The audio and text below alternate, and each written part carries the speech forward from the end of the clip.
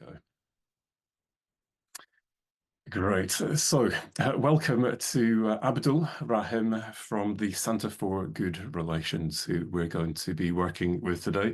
It's going to be a really interactive session. I'm looking forward to this. This is an organisation that I have a huge amount of respect for, tackling difficult issues in a really deeply respectful way. And we're going to be learning some of the skills that they use in their day-to-day work, adapted for the kind of context that we will be working in most of us, I'm assuming, in more research contexts. But what I love about the Centre for Good Relations is their mission. This is all about working with civic society, and it's about bringing about social change. And of course, that's just one form of impact, but this is mediation, facilitation skills for impact. And with that in mind, I am looking forward very much to learning lots of useful new things. So, Abdul, over to you. Looking forward to it. Thank you very much, Professor Mark. Really appreciate the introduction. Welcome everyone to the session. I just want to start by saying we would have been joined by my colleague Sam Tedcastle, who couldn't be here today, but we will hear from her later through some of the case study examples through a recording as well. So you'll get a chance to hear some reflections from another voice other than mine in relation to our work at Centre for Good Relations. Just to give you a flavor of the session so that you know what's coming, I will introduce a bit about Centre for Good Relations and our work, and then share a bit about the methodology of civic mediation practice and what are the key sort of elements of that, and I'll introduce that.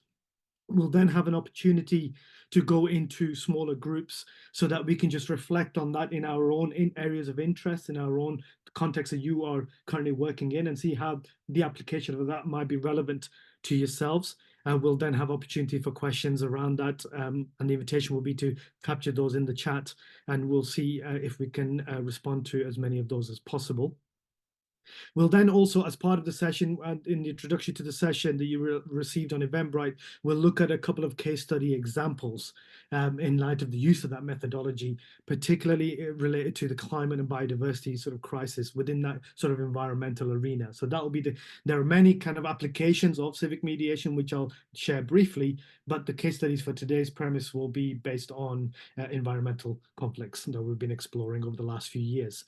So what I want to do in the early instance is just to say, normally we would, and it would always be great to bring people's voices into the room at the beginning and just hear who you all are. But I appreciate that there's a large number here. So there's an invitation, if you're happy to do so, just in the chat, just to get a flavor of who's in the room. You're welcome to say who you are and where you're based and your area of interest, if you're happy to do that, just so that we know who's there, who's in the room, and what sort of backgrounds are in the room today, present in the room today. But there's no obligation to do so. But that was an invitation, and I hope that you're willing to take that up. What I'll be doing at the beginning then is just sharing a few slides to speak to, but my hope is that the rest of the session will be an interactive engagement between us all and in conversation. So if it's okay, I'll begin with that and share my screen, and I should be able to do so. If you just bear with me for a moment. Sorry, there you go. Thank you very much. Thanks. Right. Okay. Technology always. Here we go. The other thing I will say, just as I share my screen, as I said, there will be opportunities for questions and reflections through the session. But if anything sparks to mind for yourself that you just like to share with others in the room, you're welcome to make use of the chat function. My colleague David Nasri is with me today as well. He'll be keeping an eye on that. And David, if anything comes up, particularly in relation to the topic that I'm covering on the slide, just interrupt me, and I'll hopefully try and respond to that. But yeah, we'll see how that goes. Okay, great. Thank you. So here we go. So hopefully you can see the slide. If I just give me a thumbs up, David, if the slide's visible. Great, thank you. So a little bit about Centre for Good Relations then, before I get into the topic and the methodology itself.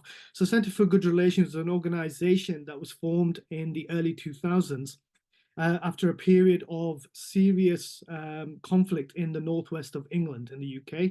I'm not sure if everybody's from the UK here, or maybe there may be some people from abroad, but in the northwest of England, where in around 2001, there were a series of riots based on race-related conflicts in small towns near Manchester called Burnley, Bradford, and Oldham.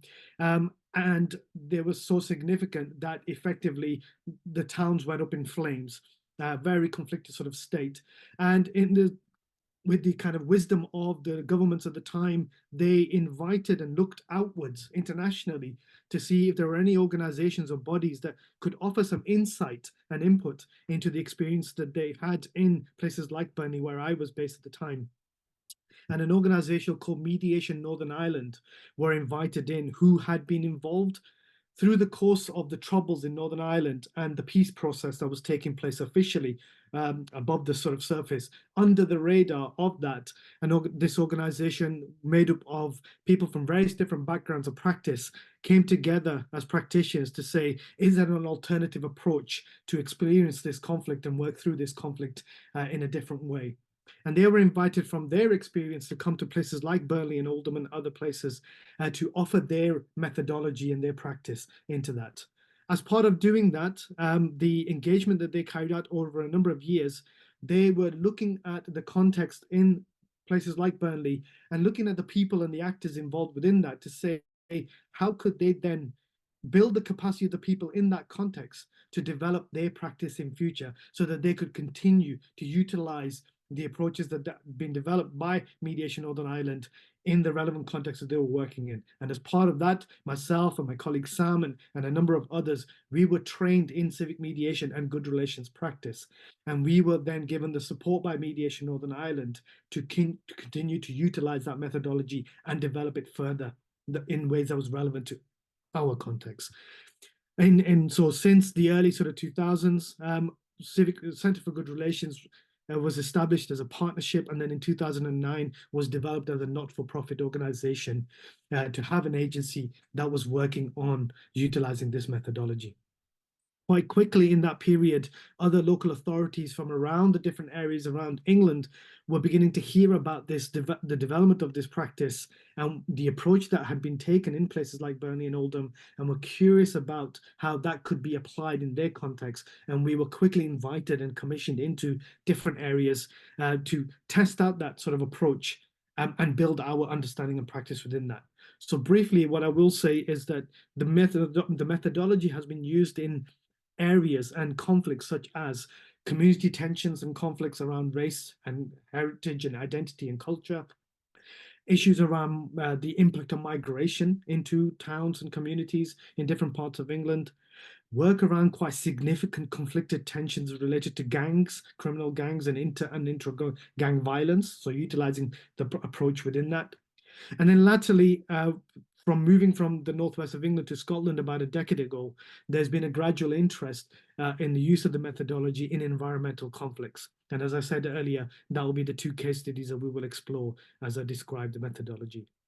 If at any point you can't hear what I've said or I'm speaking too quickly, please indicate. And David, just please do let me know as I talk through the slides. Okay, so there's just a few slides that I want to talk through in terms of introducing the methodology, and I'll work through that now. So civic mediation, the approach itself aims to look at the conflict that it's working through in a much more holistic way.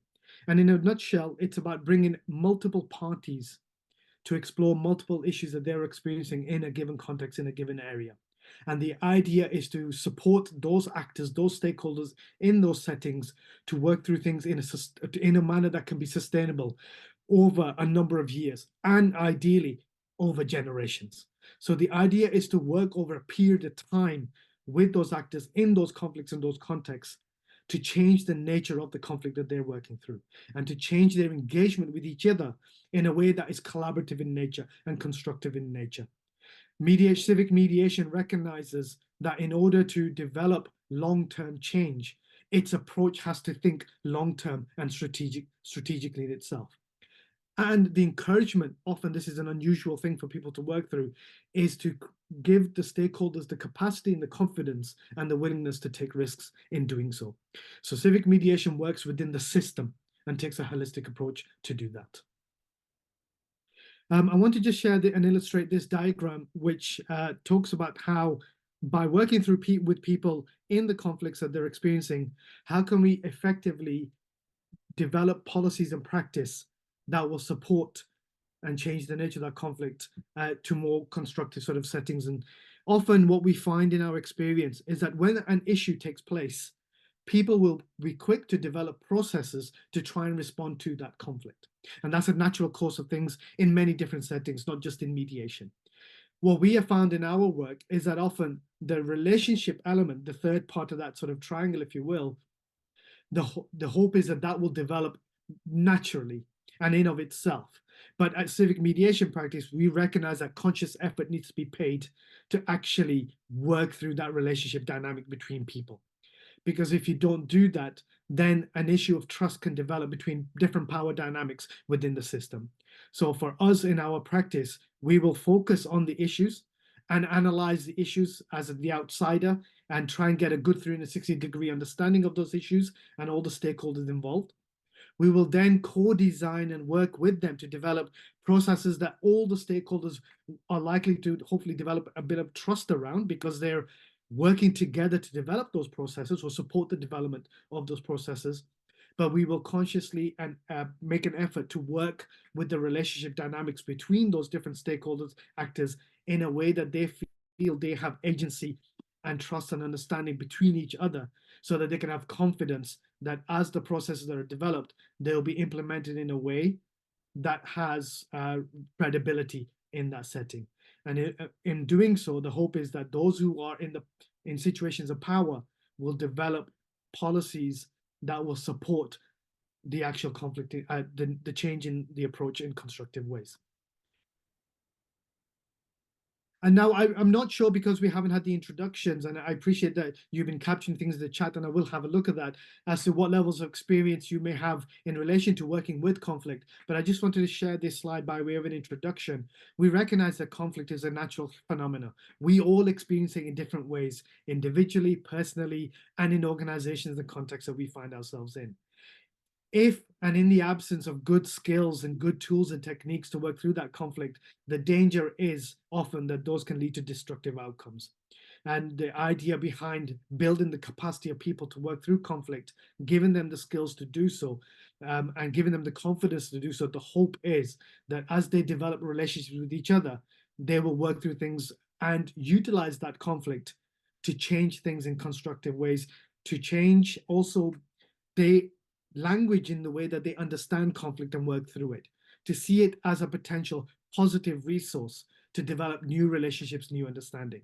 The nature of mediation to do that is often being the outsider that comes in for a period of time to support those actors who are involved in those situations and supports them and takes them through a process that they can effect positive change.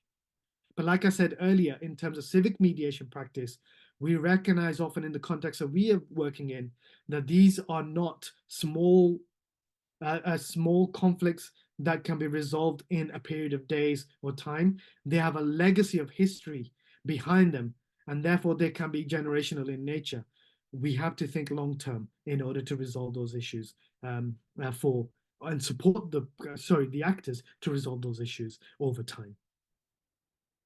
A colleague of mine, Brendan McAllister, developed this definition of civic mediation, and I just wanted to introduce it and sort of kind of separate it from traditional mediation practice. He said civic mediation is someone coming between people affected by conflict. There are those who often are directly engaged in conflict, and there are those actors and stakeholders who sit around that, who also feel the impact of that conflict. And in civic mediation, through a civic mediation lens, we are paying attention to the broader picture and the broader actors within that. And the idea is to help them reach an arrangement.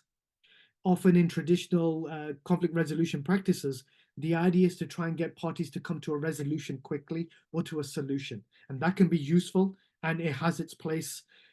For civic mediation, is saying it may not be a direct agreement or a resolution, but an arrangement in the way that they engage with each other that will improve their situation from where they were before.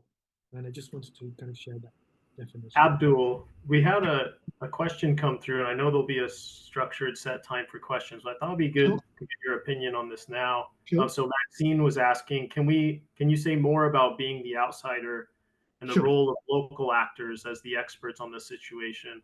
What's Sure. the balance of who is doing what work?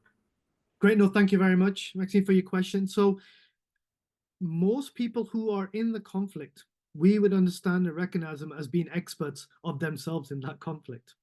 What tends to happen is that actors who are involved and are close to a conflict, it becomes difficult to step back from it. The value of the outsider coming in for a period of time is to create that bit of distance and time for people to reflect on the situations that they have found themselves in. And then offer processes and techniques that enable them to reflect on the conflict in different way. It's not to say that they don't know how to resolve the situation that they're in, but it's the fact that they're so emotionally invested in that. It takes the outsider often to offer a fresh set of eyes and a fresh voice into that space. To give you a quick example, I've been in many conflicts myself in situations that and you will have your own experience of that. I can be saying the very thing that needs to be done to resolve the situation, but nobody's hearing me out because my voice is familiar. I am part of that furniture. I am part of that conflict. Often it takes somebody to come from the outside and say the same thing the parties in the situation have been saying, but it's heard from a neutral voice or an impartial voice. It's heard in a way from somebody who they believe does not have an agenda in that situation. And by hearing that for about, it sounds and it feels like it's something that's coming in that's a neutral reflection or impartial reflection, and people are more willing then to pay attention to that. So the role of the mediator and the outsider is to be the person who can come in between those situations without an agenda into that conflict, other than wanting to be the supportive mechanism to help people resolve and work through that conflict situation. Does that help answer that question? It does, thank you. I mean, obviously not going to pause on this, but obviously you can't be a neutral person. You can be perceived as a neutral person, or maybe you're not perceived as a neutral person when you feel neutral. So yeah, I'll just be super interested to hear more of that as we go along. But thank you so much. That's fine. That's great. And I realize as I'm using the word neutral, that's a very difficult place to get to. So I shifted to impartial or even multi-partial. And what that means is, very simply, in very simple terms, there are 2 or 3 parties that we engaging with in a conflict. As the multi-partial presence, I care for the needs and interests of all the stakeholders in that conflict, not just one or a few. So my interest in this is to offer a useful contribution to change the way and support them to change the way that they deal with that conflict in more constructive ways. So that is my interest in that as the mediator. Yeah. Thank you. Thanks for your question. Thank you.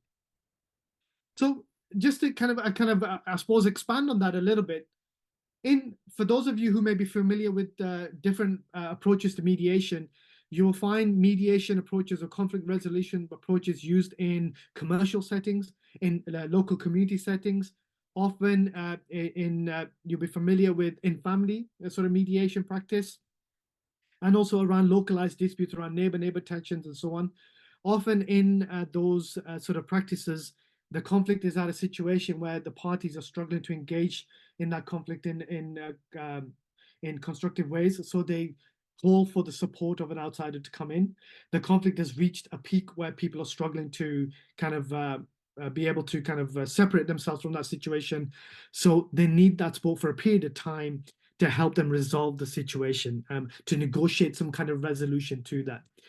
In civic mediation practice, we try to expand on that recognition of the work when a conflict is already, or when you're in a post or crisis conflict situation, to look at the preventative, the merits of preventative approaches to longer term conflict resolution practice. So what we try to do also in civic mediation practice is to work with people or actors over a period of time to enable them to build more collaborative practices together. So they may have skills and techniques or views about how the conflict may be resolved, but by bringing them together, they can test that and thrash that out with each other over a period of time to see where are the places where they can bring those approaches together and bring those resolution, work through those kind of ideas together, and look at developing partnerships. So in order to resolve those conflicts over time. So there is the role of mediation often when people see it post-conflict or at the crisis point of conflict or the heat of conflict. But mediation practice also has relevance and usefulness as a preventative approach. So I hope that just kind of shares just some of the different, as we refer to as different civic tasks of civic mediation practice. One of the things that I want to sort of introduce in terms of the methodology is what's referred to as the 4-strand model. And there are 4 kind of key areas that in any kind of work that we're involved in, we will try and pay attention to and spend time with the stakeholders involved in that context. And very briefly, there are 4: civic diplomacy, structures and mechanisms, capacity building, and specific projects and casework. What I mean by civic diplomacy is that in any given context, there will be those leaders. Often they can be formal, people who have decision makers, people who have power within that situation. There can also be informal leaders, influencers in that context. And we will strive to engage and work with all of those to get them to recognize their contribution and their relevance into that conflict itself. We have had experiences in the past where we are commissioned to do a piece of work by a particular agency, and they will say, that community over there, they're in conflict with each other. Go and work with them and sort them out. I'm talking in very sort of flippant terms, in lay terms around that. And when we speak to those kind of communities and so on, they say those decision makers there, the policies that they have introduced, the interventions that they have introduced into our communities are the very reasons why we're in conflict. So we will go back to those leaders and say, actually, you have a direct role in this situation. And we want to get them to a place where they recognize their value and their need for them to engage in that conflict.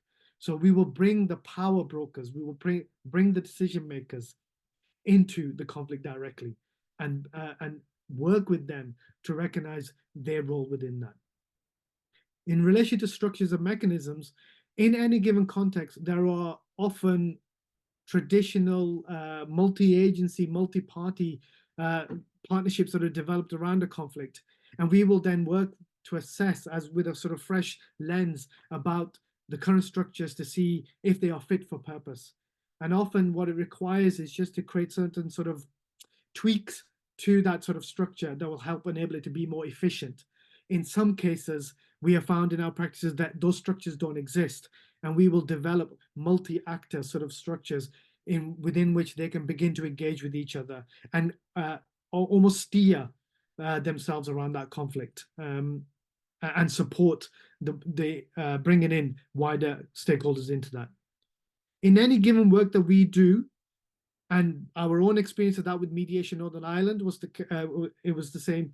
In any given context, we will look and assess the stakeholders' capability and their expertise around that conflict and see where we can build confidence and skills and techniques for them and to develop that further. So we will offer training in different ways or coaching in different ways in any given context that we work in, so that they can start to build their capacity and skills to deal with the conflict in different ways, in more constructive ways. That could be just working alongside people to help them reflect on the conflict, and so sort of coach them through that. And that could be individual actors, or it could be small groups, or it could be very specific civic mediation training or conflict awareness type training, which would help them understand the language of conflict in different ways, to help them to develop their techniques around, if not formal mediation practice, but mediative and facilitative thinking around, so that they can take those skills back into their context. But we will consciously pay attention to the capacity building element in our work. And then last but not least is the actual projects and casework themselves. So the mediative input that we can offer, where we develop processes and bring people into those processes to work through the conflict that they're experiencing. And the key element of that is that notion of bringing parties together when it is appropriate to do so. So we will work with people separately, but the aim always is to try and do our best to bring those actors into the same space. And we do that in particular ways. And I just wanted to share some visual diagrams to that, and then I will pause. So here's just a visual sort of a diagram about what a typical process may look like. In our work, we will engage with as many people in terms of our analysis and assessment of a situation as many individuals within that who we are informed about that may have a relevant role within that conflict or context. We would eventually then hope to bring them together into what we refer to as civic workshops, and I'll share an additional diagram to that in a moment, where the stakeholders are brought together to engage. That may then take a period of going back to their various organizations and groups and relevant groups as we develop that process over time. And then we will bring them back into further workshops as needed. And this process will repeat itself in a number of ways depending on the context.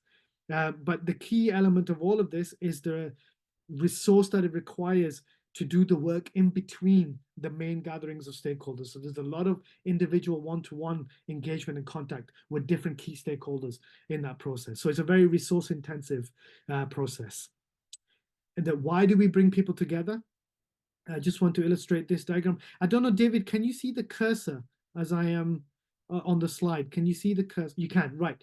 Okay, thank you. So in the context that we're working in, what we're trying to do is to create a new space of engagement, taking people out of their traditional structures that they are very used to and are very familiar with. They develop cultures and practices within those structures. To give you an example, this could be, in our example in Scotland, this hierarchical organization could be the Scottish government, for example. This could be an ENGO, for example, and this could be a local sort of membership group that has different stakeholders involved, which is an advocacy group for a particular context. That's just to give you an illustration. And this could be multiplied as well. So these triangles, there could be multiple triangles within this picture. But the idea being is that they're very familiar. They have their very hierarchical, often very hierarchical settings. They develop their practices in how they engage with each other, and they have an understanding within their organization about how they should operate. What we have found in our experiences is that organizations will look across to each other and they will wonder why people do and work in the way that they do, and not be and be kind of curious about not understanding why they may approach things in the way that they are. And so what we try and do then is to take people out from their traditional structures, from the different levels of that structure, into a new space. So these are the civic workshop spaces. And we try and then get them to engage and interact with each other across the different organizations and across the different levels, into a space then that we then develop a new code of conduct and a new way of engagement, where effectively they are all equally uncomfortable. So they are now taken out of their familiar spaces, familiar structures, into a new process for a period of time. And we will then use facilitative techniques, peace building, mediative techniques in that environment, where they can engage with each other, converse with each other, reflect on the conflict with each other, develop practices or ideas for collaboration with each other, and then hopefully take them back to their structures. And the hope is that when they go back to their structures, they are influenced in positive ways by that engagement by people from across the different structures. So in another way, with the idea being is what we're trying to do is to develop a different level of chemistry in this space for them to take it back to the physics of the structures that they're already familiar with. And the idea in this space is that they develop a curiosity for each other, work in creative ways with each other, and develop innovative techniques or develop innovative approaches to that conflict and that context that they're working through. I hope that makes sense. Oh, go back. So that was just a brief introduction to civic mediation. There is obviously a lot more to that as well that I could speak about, but I just wanted to offer a little introduction into how the approach takes place and the emphasis and the focus of that approach. I want to just offer an opportunity now to spend a bit of time just reflecting on that. And David, I wonder if I can pass over to you just to say that we're going to spend a bit of time in reflecting on that methodology within your own interest or context. So David, if I can pass over to you for a moment. Thank you. I appreciate you may have been mid-conversation or conversation, you may have been quiet for some people as you were reflecting for yourself, and that's okay too. But there's an invitation now. We have a moment to share any particular questions or reflections that you may have in the conversation that took place in the breakout room. If you can just indicate, and then we'll try and respond to some of those questions. We'll take 2 or 3 for now, just for time, more than anything else. And then we'll look at a case study example, what I was describing earlier before the breakout. There's an opportunity if anybody's got a particular observation or question that you'd like to put to us, we can respond to that. I'll ask, in our group, one of the things that came up was what sort of skills are required for successful mediation. That would be interesting to know. Great. Yeah, so one of the things that I've found in terms of, or let me put it a different way, we all have our skills in different settings, in different situations that we can bring to bear in terms of our wisdom and experience, our learning, our upbringing, our teaching, and so on.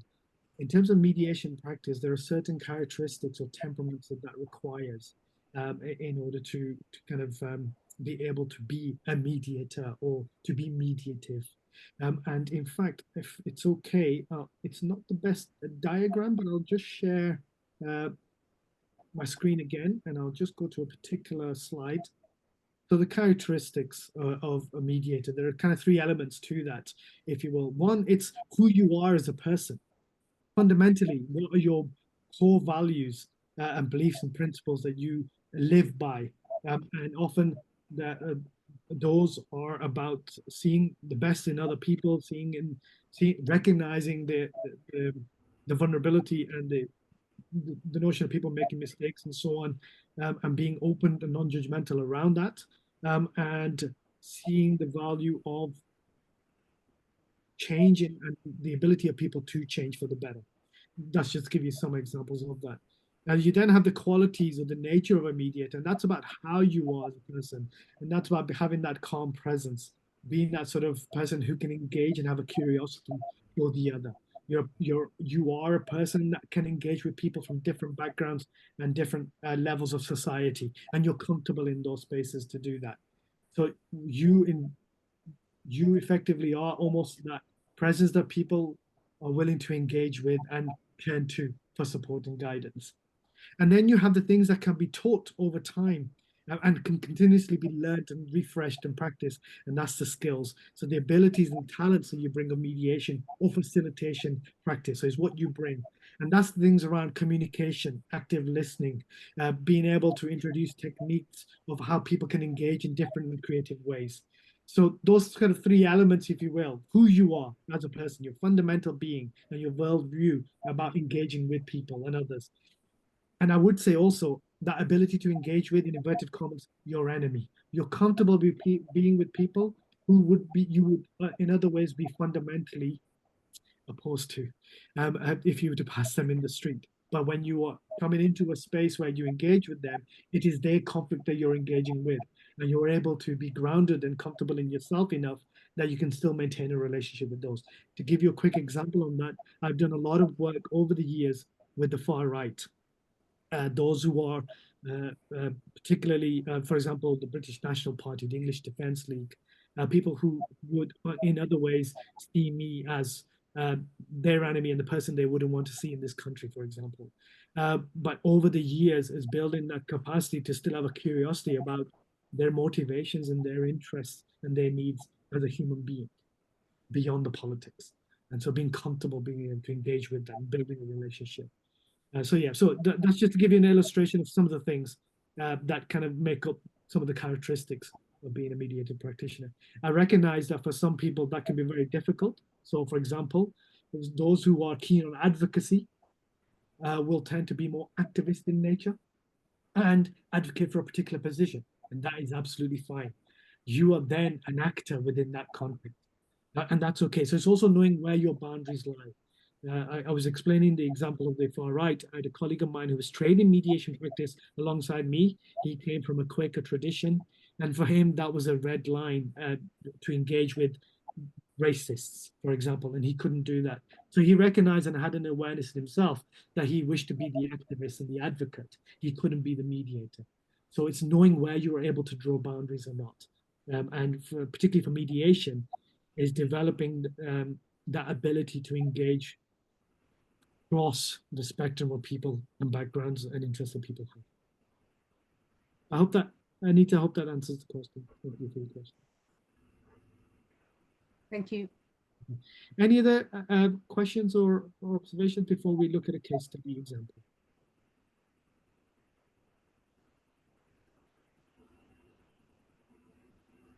It doesn't have to be fully formulated as well. I'm very comfortable with just a thought, and I can respond to that as well. That's absolutely okay too.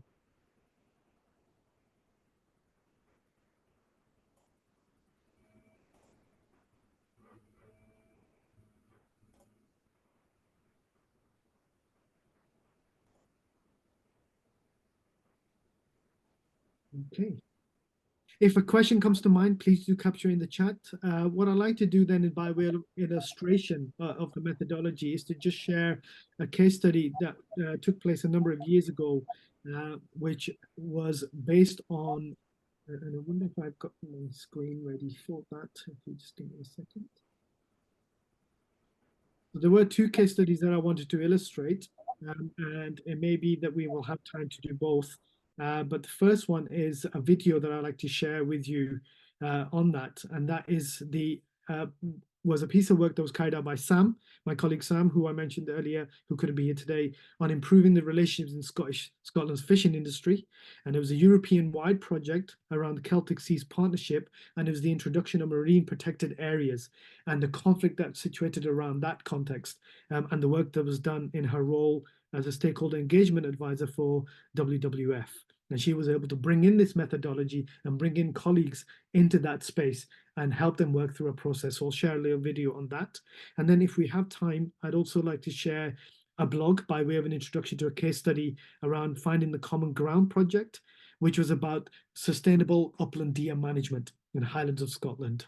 So if it's okay, I'll share the video first. It's a short video of about 4 minutes or so, so it's not very long. And then there will be an opportunity again. If you have questions, please just capture them in the chat. So I'll share that now. David, do let me know if the volume is okay in sharing that.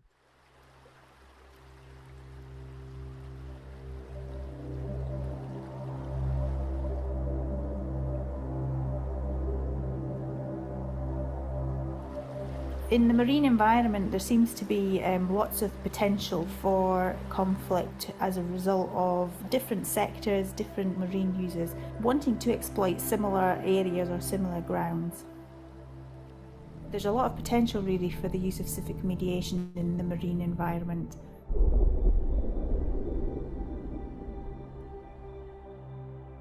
It tries to engage people on a more human level, and it tries to build relationships. It kind of recognises the importance of relationships. If you can relate better to people, then you're in a better position to find positive solutions that work well.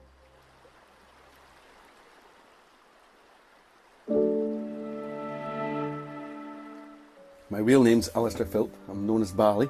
I've been born and brought up here, spent a few years away fishing off and on since I was at school, really. I've had this particular boat for 7 years now. It brings money into this area, it offers employment, a way of life to some degree. For some families stretches back as far as can be remembered. There's a lot of conflict between fishery sectors, and even non-fishery sectors. There's more and more competition for the sea. It would be so much easier, if we can integrate fishing with renewables, with environmentalism. If all of these things can exist in the same space at the same time, then there maybe is enough room for everybody. To some degree, we all want a nice sustainable future where our children can enjoy the same things we've enjoyed, or maybe better.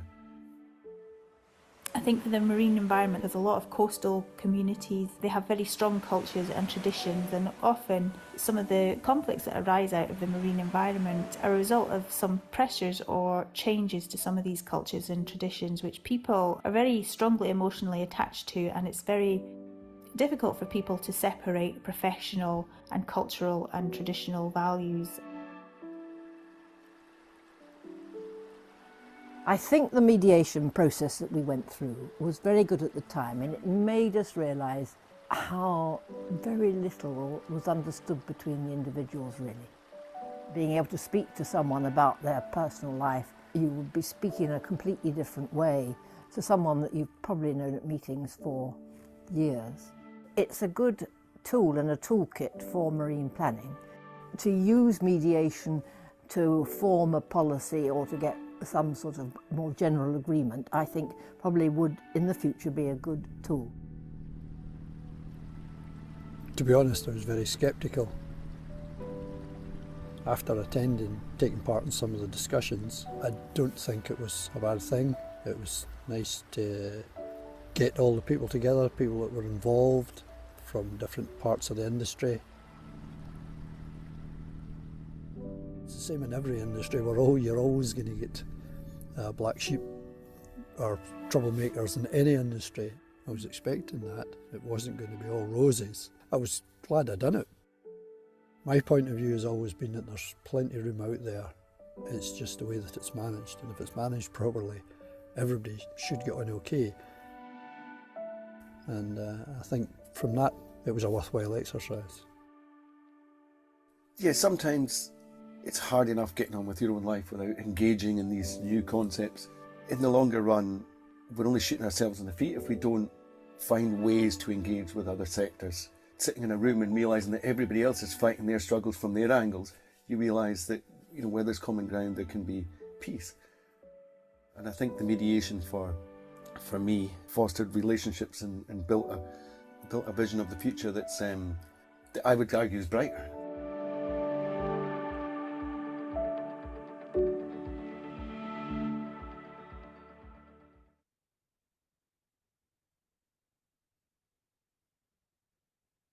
So that's just an introduction to the use of the methodology and hearing from the stakeholders and actors who are involved directly in that process.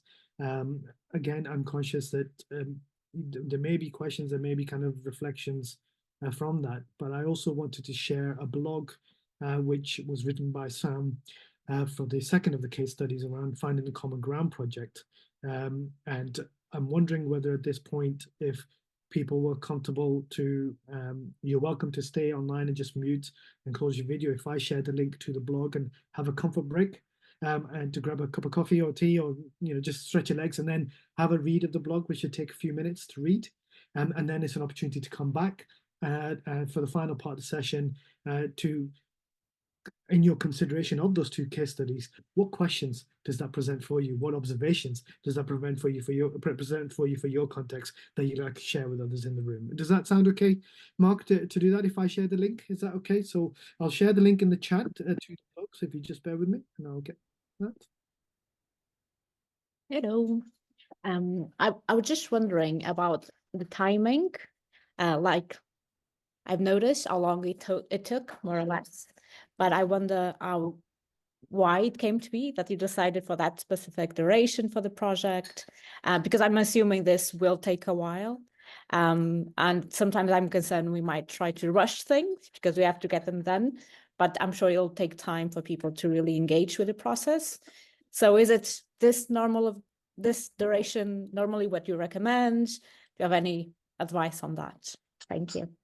Thank you, Anna. So in the context of the case studies, often what we do is we will work stage by stage with the key stakeholders, where you're often commissioned by somebody who feels like there's a need for something different here, and they will then invite you into that process, and we'll spend a period of time assessing that with them to see, is there a role for mediation or this kind of a process, and are we the right people to engage with that? So we do it kind of almost like a scoping of the context and a scoping of our potential role or otherwise within that. And if that's deemed appropriate, then there is also a period of resourcing. So recognizing what resource requirements for that, how much funding for something like this would be needed, and what is the willingness of enough of the parties in the conflict or in the context to engage and work through a process that's being carried out by an independent organization. All that then takes a period of time in itself to prepare the ground for people to be involved in that process or a process of engagement. And then we would again assess it stage by stage. So what we tend not to do is say, right? It'll be 3 years from now. Because it's an iterative process, it's making a judgment from every period of time. In broad terms, we would say we have funding for about a year or two, for example, depending on what the funding availability is on that. And then often it's the conflict or the context itself. What will it take? Is the commitment and buy-in there to stay the course of that process? And can it be resourced in order to do so? So it can vary. So there are pieces of work that we have done that have lasted about a year. There are other pieces of work that have been much shorter, sort of about over several months, because the conflict is more contained to a particular geographical location or particular setting. In these kind of systemic sort of contexts like the DA management, it's such a broad policy area, which draws in from different sort of stakeholders with varying interests and objectives. So it required the time for parties to be able to build the relationships necessary to continue to work together collaboratively, resolve, or not even resolve, but begin to even explore the context that they find themselves in, how they can begin to kind of develop interventions that across the different sectors that they'd be willing to work through. So it can then requires the time to do that. So it will vary. And I think it's assessing the willingness of people to stay the course for that, to commit to engaging in that process. And that will give you a gauge on roughly how long that will take. And is it normally self-sustained that after this type of intervention that you notice that people then just carry on engaging in a different way, or, you know, any need for a follow-up rescue? If the commitment has been there and the process has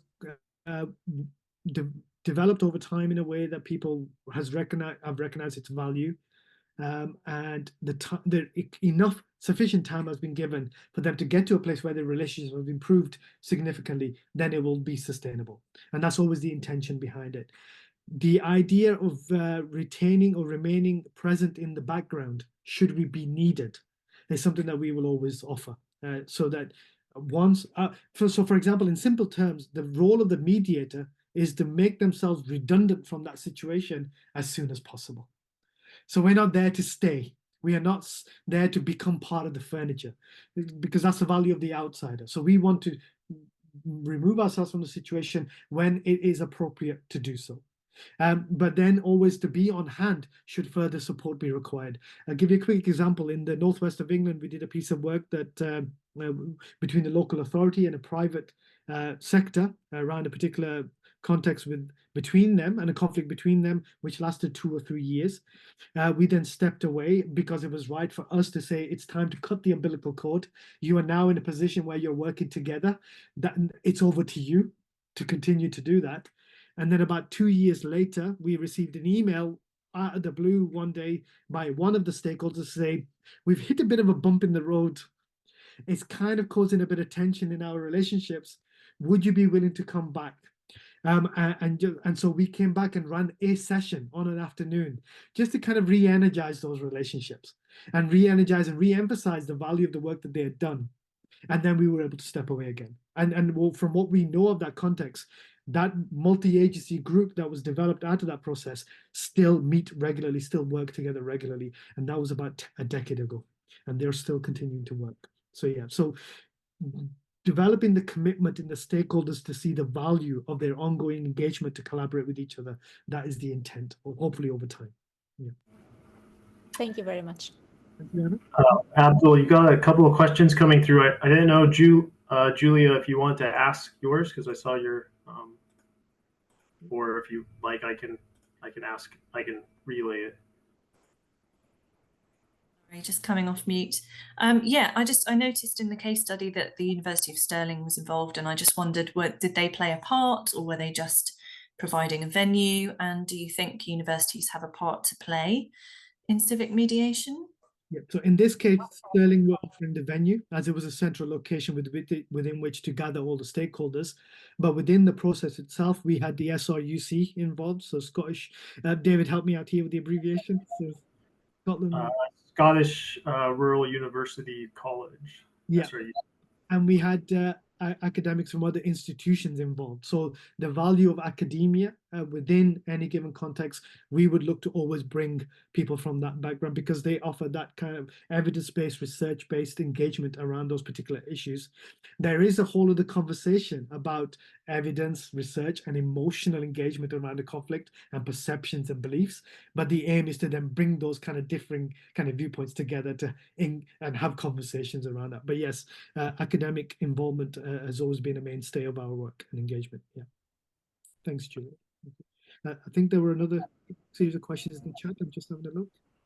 Yeah, Maxine asked a question about agreeing respectful language. Maxine, there is a balance to be struck between respectful engagement and what that might mean, but to find a way or a recognition that there is a skill over time to be developed around being able to do so.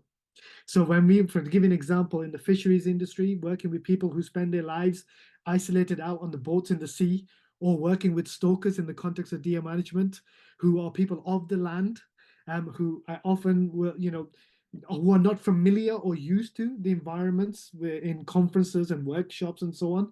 So there had to also be this level of grace being offered, where people may not be able to speak, or not to judge them for moments where they may speak in more a colorful language. Let's put it that way, and recognize that the intention isn't to offend, to cause disrespect, but actually it's about giving them the space where they feel they can articulate things in the way that they can do so and know how to do so. So it's finding the right balance between that, but the intention behind the engagement is to be respectful and being willing to be forgiving for mistakes, or to put it a different way, we are used to being professional in settings, but there are people within who have value and wisdom to bring, who it's not something that they have habits around, and that's okay too. I'm not sure if Maxine, you want to jump in, but she did discuss in reference to the In It Together framework, where that politeness can be used to quiet minority voices. And I don't know if you could add a little more to that comment. One of the things I found in my experience between particular sort of groups is the rational versus the emotional. So often where people talk about coming into spaces and speaking in that kind of rational ways, it dampens the emotional engagement. And we have found that people who are used to speaking in wear their heart on their sleeves when they convene and have conversation. And in our work, we will try and find the mechanisms and the spaces for people to speak and engage in the way that they know how. And then find and encourage people to look at what are the key messages within that.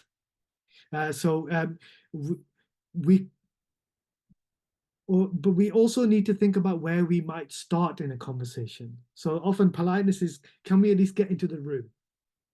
Do we agree that we can actually convene in very sort of basic terms around that conflict? But as people begin to understand each other better, build relationships with each other, then they start to open up the dialogue in different ways and engagement in different ways. So yeah, I would say respectfulness rather than politeness. Yeah. There's also another question about how do you convince all necessary stakeholders to get on board, as that can be a very tricky. Alex, thank you for your question. It takes time. It takes time, and it's not always the case that everyone will get on board.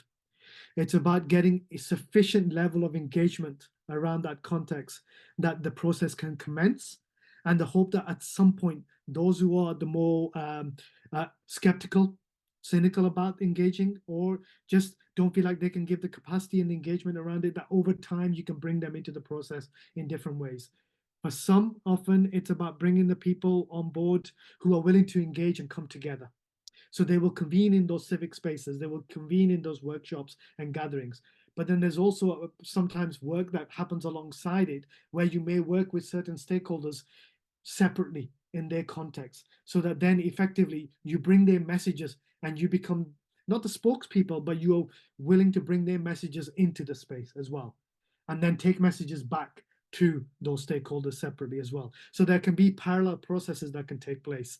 And ultimately, what you're hoping to do is to develop enough trust in the role of the mediator or the process of mediation or facilitation that at some stage they'll be willing to engage in some capacity into that context. But it takes time. And you're nurturing relationships not just in the between the stakeholders themselves, you're also nurturing a relationship in the mediation group itself or the team itself. So it's about how can we get them to a place where there's credibility in our presence in that space as well. The word convince is interesting.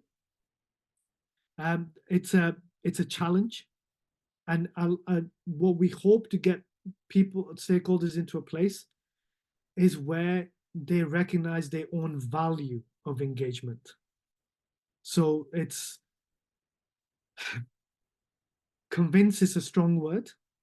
Sometimes it's about just getting them to a place, are they willing to come and even just simply engage and listen and hear things out. And by doing that, where they then connect with others in that space, they begin to see the value of engaging in that process. So yeah, you might start with saying, asking them to test out the water of a process. And then the hope is that as they begin to test out the waters, they begin to see the value and the merits of that engagement.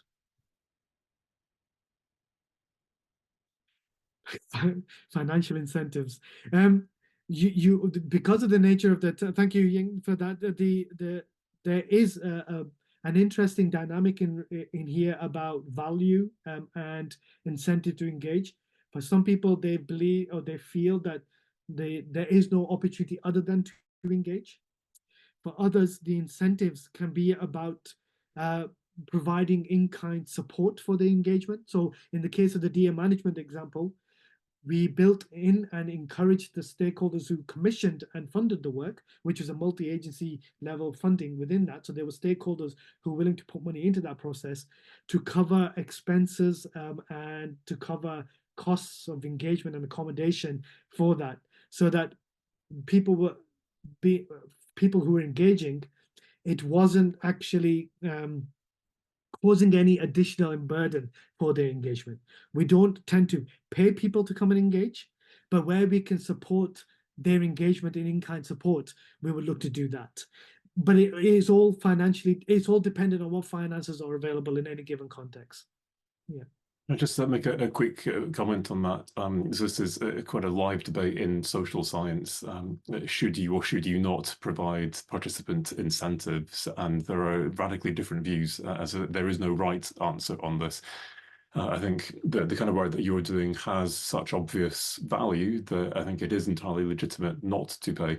But in many social science processes, it is admittedly an extractive process where we are collecting data. And in that case, some people would make the argument that the respectful right thing to do is to pay people for their time. And so there are different views on that, and I just want to kind of represent the other side of that debate, but from a research perspective, which isn't so relevant to your work, obviously, but just to represent that view. No, thank you. I think that key element about there's no right or wrong answer here. It matters, and it'll be different for different contexts. What is the motivation behind that incentive? Recognizing the value of people who engage. Yeah, it's for some people. So I'll give it in another example. For example, in the context of we're working in the DA management, there are people who it is their job to work in this context. They get paid; it's their day job. For example, for the stokers who are involved, when they're not on the hills, are they earning a keep? So the pressure to come to something when they are now not working, and if they are reliant on that work in order to be able to afford their wage, then that's a whole different conversation. So yeah, so it'll vary from context to context. Thank you, Mark, for your kind of input into that. And Abdul, there's one question from Guy about what are your thoughts, or maybe Mark, I'm not sure if this applies to you as well. What are your thoughts on Peter Block's 6 conversations? There seems to be some overlap in the approaches to convening you've described. Yeah, Guy, can you provide a link to that? Because that's not something I'm familiar with. Maybe you're familiar with, Abdul, so please answer the question. But if you can put a link, Guy. I was going to do the mediator's privilege of asking the daft question and say, okay, great. We're not alone. I'm not alone then. But the 6 conversations. Thank you. Thanks. Because it might be something that I may not know in terms of the terminology, but it might be familiar in terms of the actual practice. He convenes community groups over in Minnesota, and the book I think you can probably pick up for about £1.50. Right. It's not, I wouldn't say describe it as a literary masterpiece, but it's incredibly pragmatic. Right. And he has these 6 conversations, and he would say transformation starts with a small group. And so it would be invitation, possibilities, ownership, commitment, dissent, and gifts.